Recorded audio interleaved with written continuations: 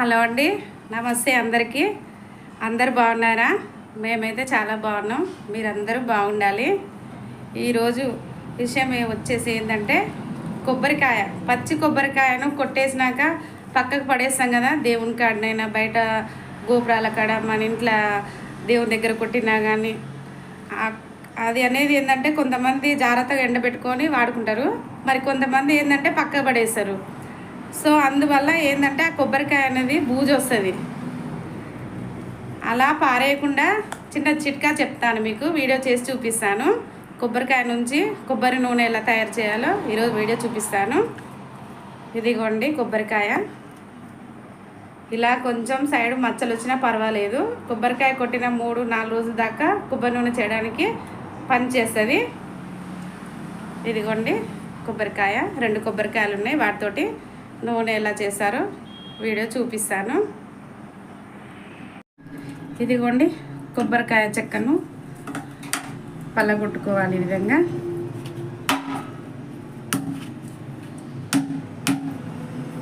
So ఇది గట్టిగా ఉంచేబట్టి రావట్లేదు, చాక్ తోటి తీసుకుంటాను. ఇదిగోండి రెండు చెక్కలు ఒలుచుకున్నాను. ఇప్పుడు చాక్ తోటి కట్ చేసుకుంటా. సన్నగా కట్ చేసుకోవాలి చాక్ తోటి.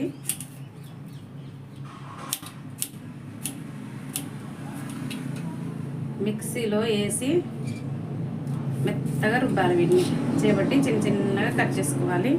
ఇలాగే అన్నీ కట్ చేసుకుంటాను. ఇదిగోండి అన్నీ కట్ చేసుకున్నాను. వీటిని ఇప్పుడు ఏం చేయాలంటే మిక్సీ జార్లో మిక్సీ పట్టుకోవాలి.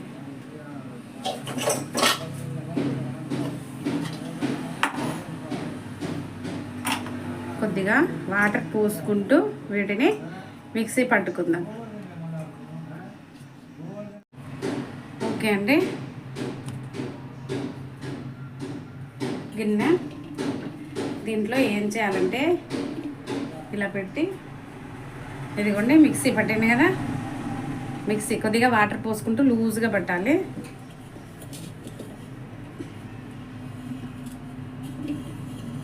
ఇలా పెట్టి ఇలా మనం రసాన్నంతా ఉడబోసుకుందాం.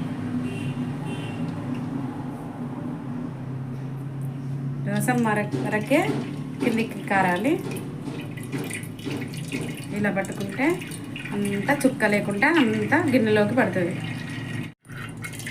ఇదిగోండి ఇలా కారుతుందో చూడండి. అంతా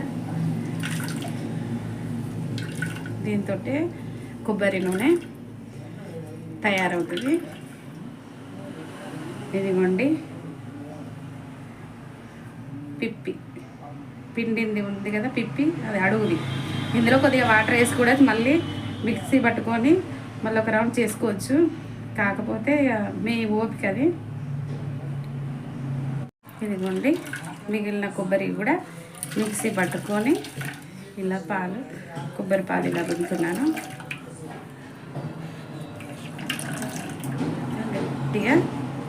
గట్టిగా ఇలా పిసుకోవాలి.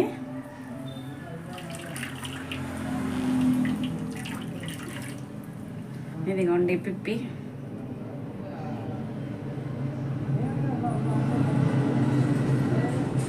చూడండి ఎలా ఉందో, వీటిలో ఉన్న రసం అంతా పోయింది.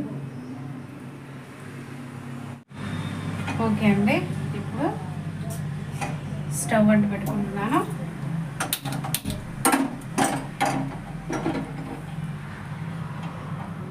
స్టవ్ వంట పెట్టుకున్నాను. చాలాసేపు మసులుతుంది. ఇదిగోండి మసులుతుంది. ఎలా మరుగుతుందో చూడండి. ఇదిగోండి ఇప్పుడే ఆయిల్ అనేది పడుతుంది. ఇదిగోండి చూడండి, చిన్నగా డాట్ కనపడ్డది కదా, చిన్న చుక్కలు. ఇదిగోండి ఇదే ఆయిల్ చూపిస్తా చూడండి, కనిపిస్తుంది కదా. ఇదంతా దగ్గరికి మరిగితే ఆయిల్ పైకి తెలుతుంది.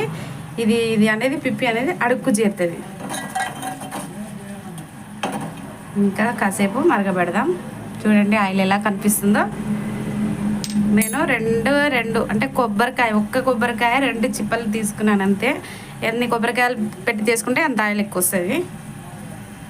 ఇదిగోండి చూడండి ఆయిల్ ఎలా తేరుతుందో. ఇదిగో ఇది పిప్పి, ఇది ఆయిల్. చూడండి ఆయిల్ స్మెల్ కూడా సూపర్గా వస్తుందండి. మన కొబ్బరి నూనె ఎట్లా ఉంటుంది, డబ్బా తెచ్చుకుంటాం కదా కొబ్బరి నూనె డబ్బా, అందులో ఉన్న నూనె కంటే ఇది ఫ్రెష్గా తయారు చేసింది కదా, సూపర్ అంటే సూపర్గా. అసలు వాసన అయితే కొబ్బరికాయ వాసన మస్తు వస్తుంది. ఫైనల్గా ఇది ఏం చేద్దామంటే స్టవ్ బంద్ చేసి ఇప్పుడు. ఓకే అండి, ఇప్పుడు మనం ఏం చేద్దామంటే దీన్ని వడగట్టుకుందాం.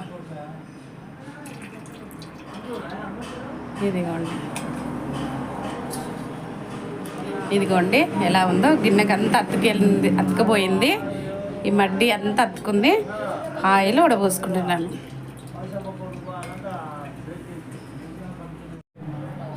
ఇదిగోండి కొబ్బరి నూనె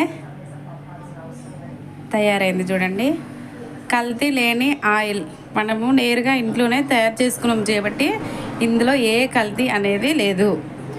సో ఫ్రెండ్స్, మీరు కూడా ఈ కాంచెలి ఇంట్లోనే తయారు చేసుకోవడం అలవాటు చేసుకోండి. బయట మొత్తం అంతా కల్తీ అండి. ఇంట్లో స్వచ్ఛమైన కొబ్బరి నూనె తయారు చేసుకోవచ్చు. ఓకే అండి, నా వీడియో కనుక మీకు నచ్చినట్లయితే ఒక లైక్ చేయండి. కొత్తగా చూస్తున్న వాళ్ళైతే సబ్స్క్రైబ్ చేయండి.